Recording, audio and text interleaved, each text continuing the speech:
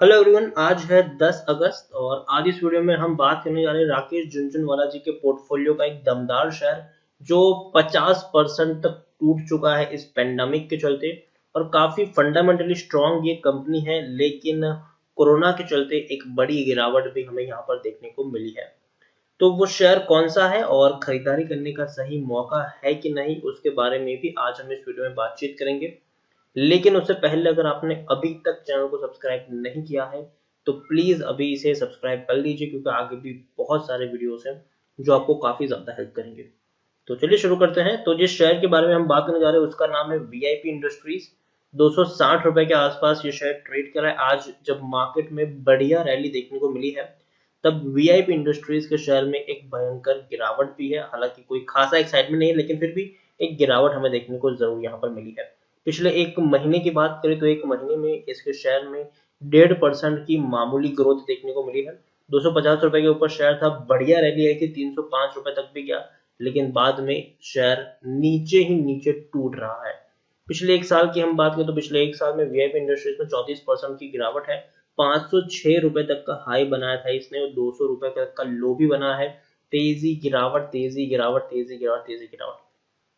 देखिए, मार्च महीने में जब लो बनाने के बाद बहुत सारी कंपनीज है जिसने काफी बड़ा उछाल लगाया है, लेकिन वीआईपी इंडस्ट्रीज के शेयर में ऐसा नहीं देखने को मिला।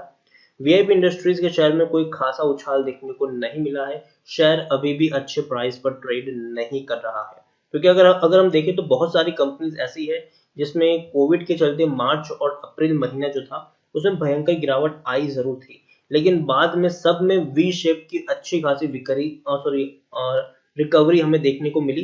लेकिन वीआईपी इंडस्ट्रीज में वो चीज नहीं आई है। वीआईपी इंडस्ट्रीज बहुत ही स्लो मूव कर रहा है और ऊपर जा रहा है, लेकिन बहुत ही स्लो मूव कर रहा है ये शेयर। पिछले 3 साल की हम बात करें तो पिछले 3 साल में वीआईपी इंडस्ट्रीज में 41% का ग्रोथ जरूर देखने को मिला है।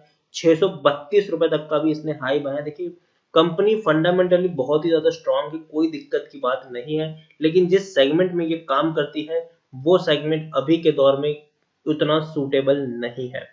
राकेश झुनझुनवाला जी की अगर हम बात करें तो देखिए, राकेश झुनझुनवाला की वीआईपी 50% तक डाउन। अगर हम फरवरी की बात करें, ऑल टाइम हाई जो था 500 रुपए तक का हाई जो बनाया था इसने, तब से अगर हम देखें तो काफी हाई था। अब यहाँ पर है कि कोई खास यहाँ पर एक्साइटमेंट देखने को नहीं मिल रहा है। यहाँ पर देखिए, दिसंबर क्वार्टर की अगर हम बात करें तो काफी लोगों की यहाँ पर बाइंग रेटिंग थी, क्योंकि भैया शेयर अच्छा खासा परफॉर्म कर भी रहा था और उसके बाद शेयर ने रिकवर किया भी था।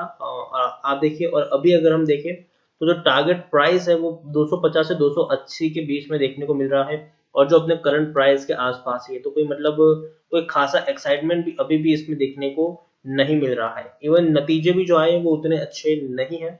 अगर हम बात करने जाए तो आईडीबीआई कैपिटल ने 255 रुपए का टारगेट रखा है, जो 275 था पहले अर्लियर में, तो उसको भी कट डाउन किया है। और दूसरी अगर हम बात करें तो राकेश झुनझुनवाला जी की बहुत बड़ी होल्डिंग है यहाँ पर, आप खुद ही के Rakesh Jhunjhunwala held 1.62% stake in the company as of June 30, और उनकी जो वाइफ है उनके पास और एडिशनल 3.69% की होल्डिंग है।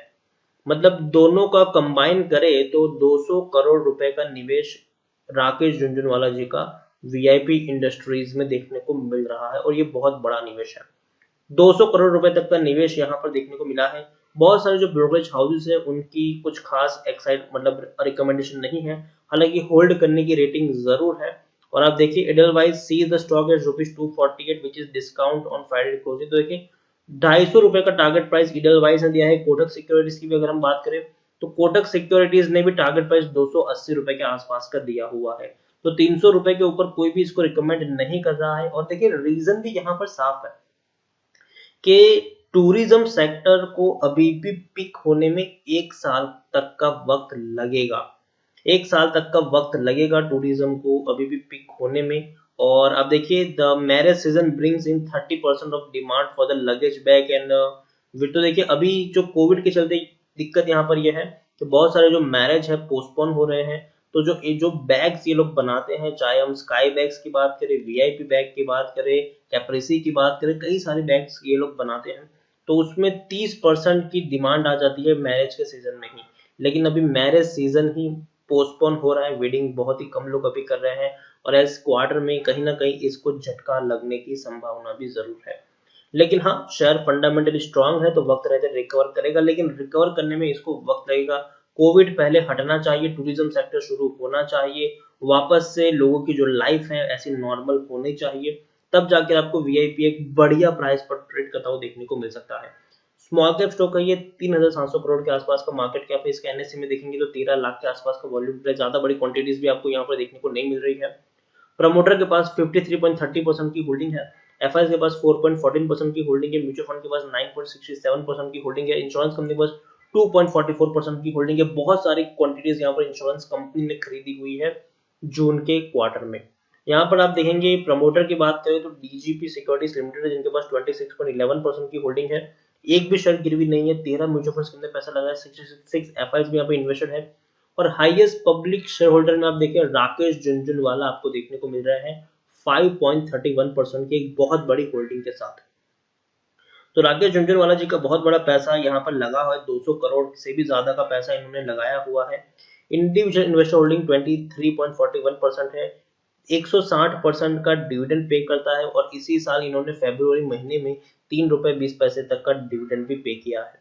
वीआईपी इंडस्ट्रीज के बारे में अगर मैं बात करूं तो मनी कंट्रोल में अगर हम देखने जाए तो टेक्निकल रेटिंग अभी भी कुछ खास अच्छी नहीं है, क्योंकि देखिए अभी भी पैंडेमिक का वक्त है, अभी भी जो मैरिजेस हैं वो लोगों के पोस्टपोन होते हुए देखने को मिल रहे हैं, और अभी भी लोग बाहर घूमने नहीं जा रहे, अभी भी कोई इंटरनेशनल ट्रिप पर कहीं नहीं जा रहा है, लोग अपने घर में है, और अगर कोई बाहर जा भी रहा है तो अपने आसपास के एरिया में ही लोग घूम रहे, जो नजदीक के एरिया है वहीं पर लोग घूम रहे हैं, कोई बड़ी ट्रिप कोई प्लान नहीं कर रहा है। तो इनकी जो बिजनेस है बैग्स का, तो कहीं ना कहीं उसके ऊपर एक झटका जरूर पहुंचा है।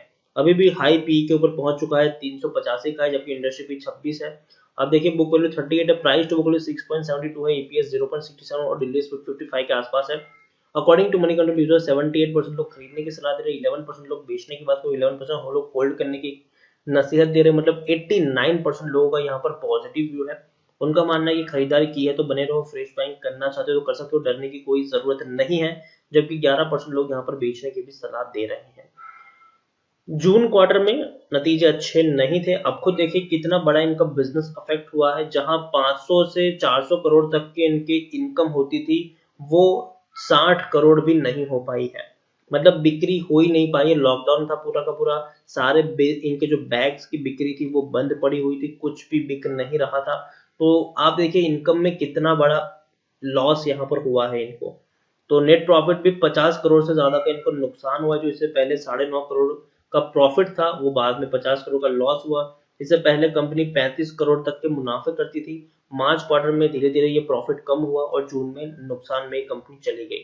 लेकिन उम्मीद करते हैं कि नेक्स्ट क्वार्टर में थोड़ी सी उछाल आपको देखने को मिल सकता है, क्योंकि इतना बड़ा लॉस तो नहीं होगा, क्योंकि जून अगर हम बात करने जाए सितंबर क्वार्टर की अगर हम बात करें तो अनलॉक के फेज में हम ऑलरेडी आ चुके थे, और इनकी जो कुछ कुछ शॉप्स थी वो भी खुल चुकी थी, मॉल्स वगैरह थोड़े बहुत खुलना शुरू भी हो चुके थे। तो कहीं ना कहीं यहाँ से थोड़ा सा आप एक पॉजिटिविटी आप एक्सपेक्ट कर सकते हो। प्रमोटर के पास 53.46% की होल्डिंग है, प्रमोटर की होल्डिंग कांस्टेंट है, प्रमोटर ने एक भी शेयर बेचा नहीं है। एफआईएस ने बहुत बड़ी बिकवाली की है, 8.70% की होल्डिंग 4.76% तक पहुंच चुकी है।